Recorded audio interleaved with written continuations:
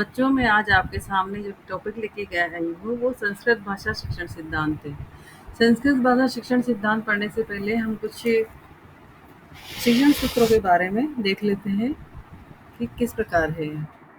तो संस्कृत के जो शिक्षण सूत्र है जैसे ज्ञात अज्ञात प्रति, यानी कि पहले हम ज्ञात चीज को देखते हैं जो हमें हमारे ज्ञान में पहले से है, उससे लेकर हम अज्ञात के प्रति जाते हैं।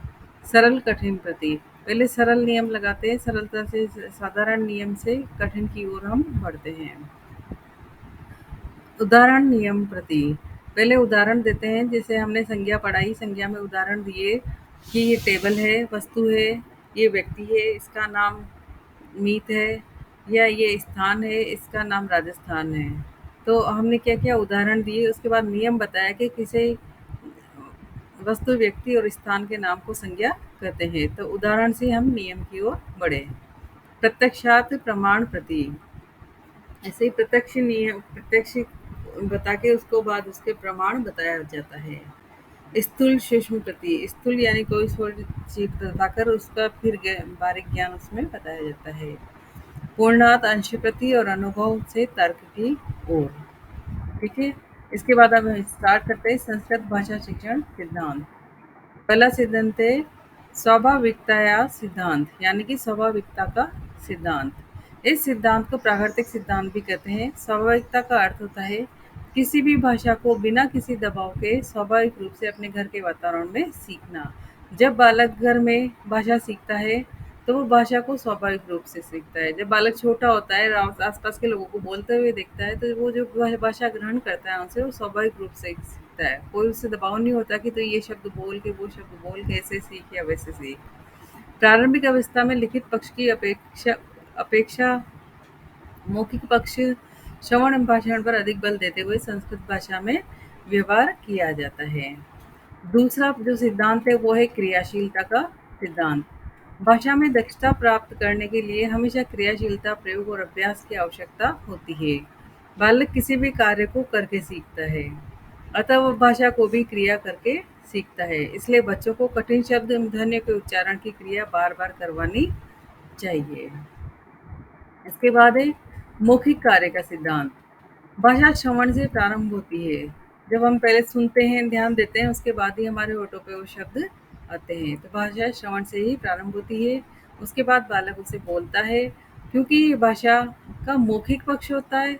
इस सिद्धांत के अनुसार बालक जिस प्रकार की ध्वनि, शब्द, वाक्यों को सुनता है, तत्पश्चात उन्हीं ध्वनि, शब्द और वाक्यों का उच्चारण करता है। शिक्षण में सबसे पहले मौखिक कार्य करवाना चाहिए, बाद में लिखित कार्य का अभ्यास करवाना चाहिए। संस्कृत शब्दावली एवं व्याकरण के विभिन्न रूप मौखिक रूप से ही सीखे जाते हैं। हम श्लोक वगैरह जब पहले पढ़ते हैं तो पहले उन्हें बोलना सीखते हैं, बाद में उन्हें लिखना सीखते हैं। लिखित कार्य का आधार मौखिक अभिव्यक्ति ही है।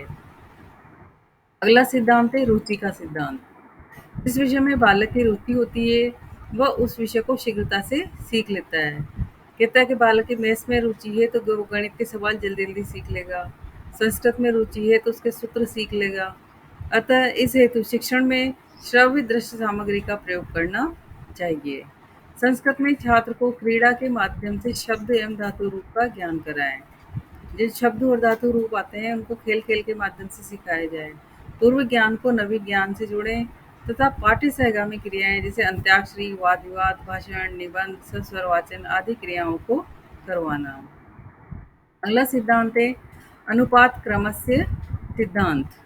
इस सिद्धांत के अनुसार भाषा शिक्षण में समस्त उद्देश्यों को उचित मात्रा में पूरा किया जाए तथा भाषा के समस्त पक्षों पर ध्यान देते हुए प्रत्येक अंग का शिक्षण कार्य करवाया जाना चाहिए। अर्थात प्रारंभिक स्तर पर मौखिक कार्य, माध्यमिक स्तर पर पाठ्य पुस्तक आधारित व्याकरण ज्ञान एवं उच्च स्तर पर अनुवाद, रचना इत्यादि क्रम के अनुसार शिक्षण कार्य करवाया जाना चाहिए। छठा जो सिद्धांत है वो है व्यक्तिगत भिन्नताया सिद्धांत। प्रत्येक छात्र बौद्धिक और शारीरिक रूप से भिन्न होता है। जैसे कुछ बच्चे कुशाग्र होते हैं, कुछ सामान्य होते हैं और कुछ बालक मंदबुद्धि के होते हैं। अतः व्यक्तिगत क्षमता के अनुसार भाषा शिक्षण करवाना चाहिए। अलग अलग छात्रों के अनुसार अपने शिक्षण का स्तर का प्रकार भी अलग अलग होना चाहिए ताकि सभी छात्र इसका लाभ उठा सकें। इसके बाद है सातवां समवाय का सिद्धांत। शिक्षण को रुचिपूर्ण बनाने के लिए कक्षा के स्तर के अनुसार विभिन्न सिद्धांतों के सकारात्मक पक्षों को एकत्र करके प्रयोग करना समवाय सिद्धांत कहलाता है।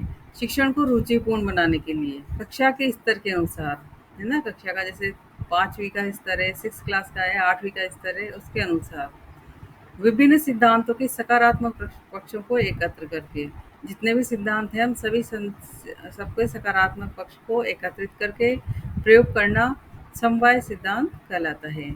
इस सिद्धांत को समूह सिद्धांत भी कहते हैं। इसके बाद है बहुमुखी सिद्धांत। एक उद्देश्य की प्राप्ति करने के लिए अनेक प्रकार के प्रयास करना। कोई भी एक उद्देश्य की प्राप्ति करने के लिए बालक ये शब्द सीख जाए या श्लोक सीख जाए या ऐसा लिखना सीख जाए, उसके लिए हम तरह तरह के प्रयास करते हैं, तो बहुमुखी सिद्धांत कहलाता है। इस सिद्धांत में किसी विषय वस्तु को बहुविध प्रयत्न करके सीख सकते हैं। अनुकरणस्य सिद्धांत। बच्चे अनुकरण के द्वारा जल्दी सीखते हैं। बच्चे अपने माता पिता, शिक्षक आदि बड़ों के सानिध्य में श्रवण एवं भाषण इत्यादि क्रियाओं को सीख लेता है। अतः संस्कृत शिक्षकों को चाहिए कि वे स्वयं अपने उच्चारण, बोलने की गति, लेखन इत्यादि को परिशोधन करते हुए भाषा का अधिगम करवाएं। बालक को अधिक से अधिक अनुकरण का अवसर देना चाहिए और अनुकरण में उच्चारित शब्दों को समय समय पर शुद्ध कर देना चाहिए। मुझे उम्मीद है आपको ये सिद्धांत समझ में आ गए होंगे। हमारे चैनल को लाइक, शेयर एंड सब्सक्राइब करें। धन्यवाद।